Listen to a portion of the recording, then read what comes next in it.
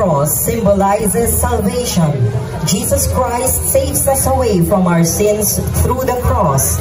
Before the parish was established, the town was called Santa Cruz de Malabon in relation to its historical value.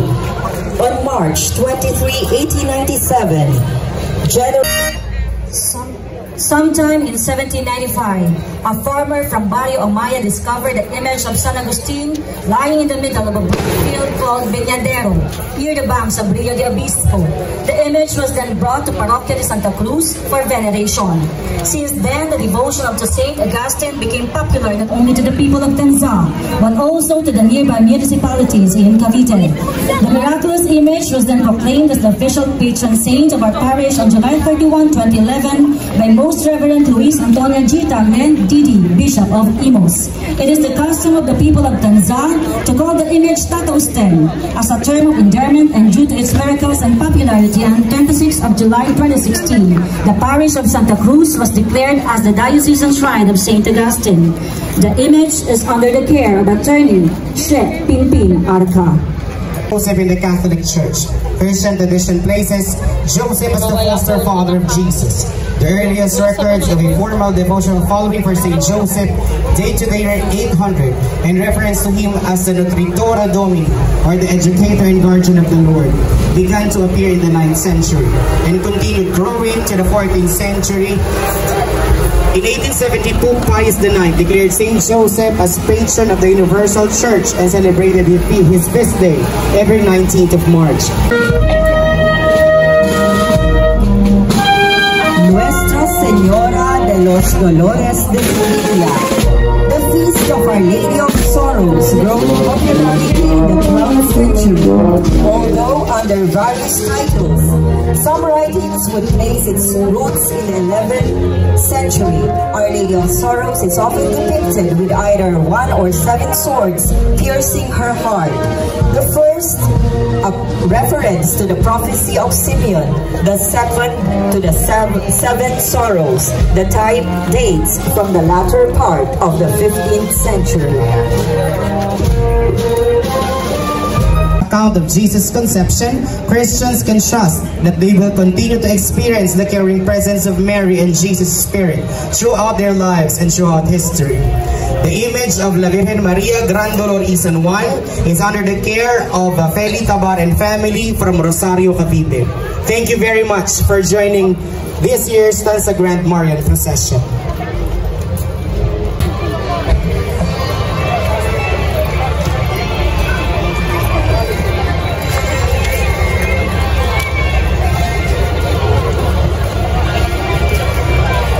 Thank you very much for joining in the 12th Tanza Grand Marian procession.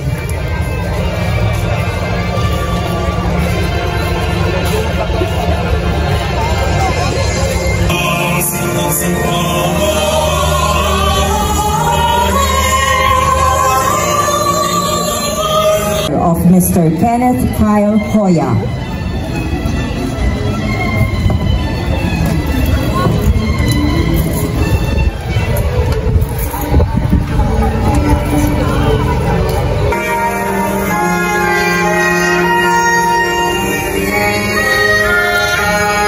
Given in the 17th century to a Byzantine icon of the Virgin Mary and her child, which comes from the medieval Christians.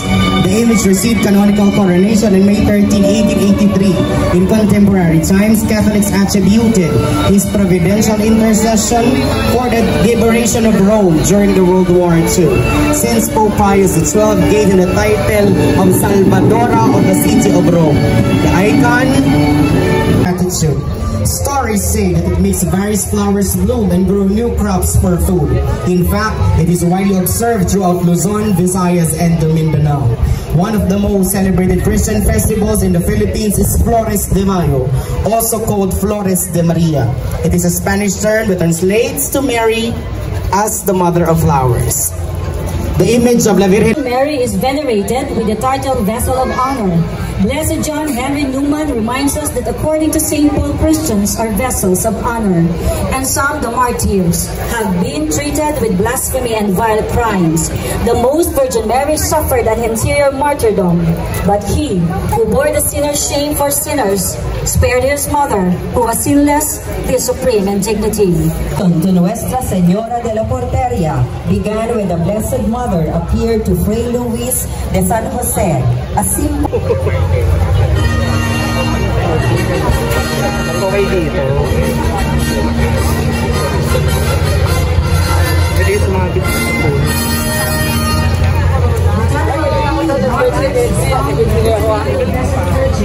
Tama, may pasok po.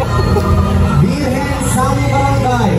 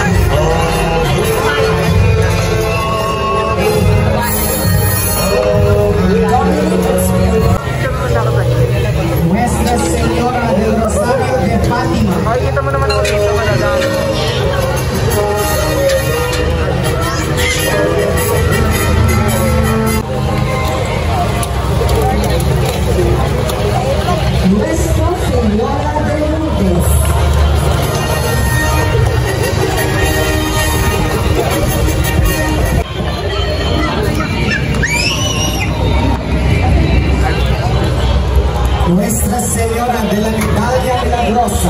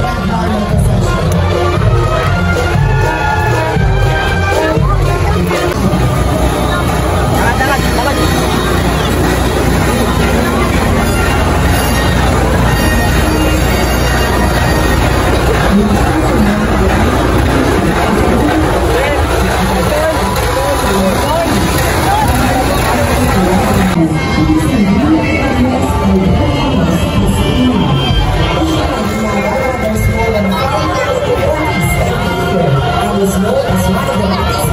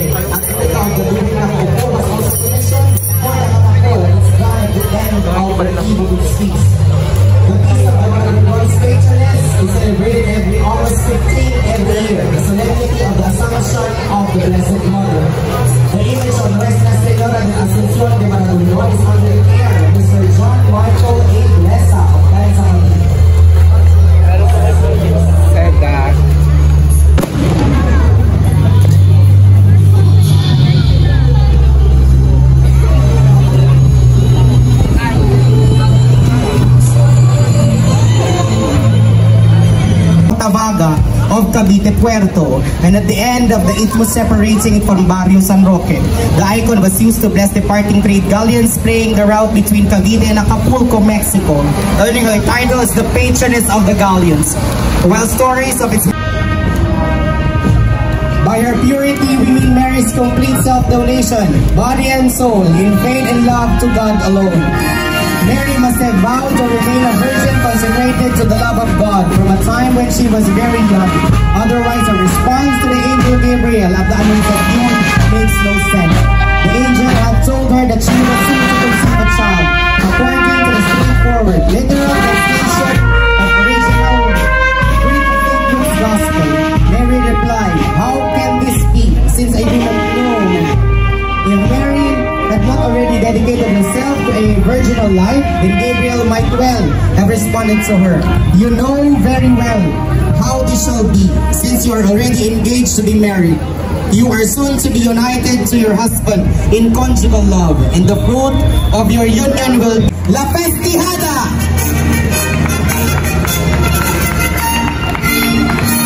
The Immaculate Conception, according to the teaching of the Catholic Church, was the conception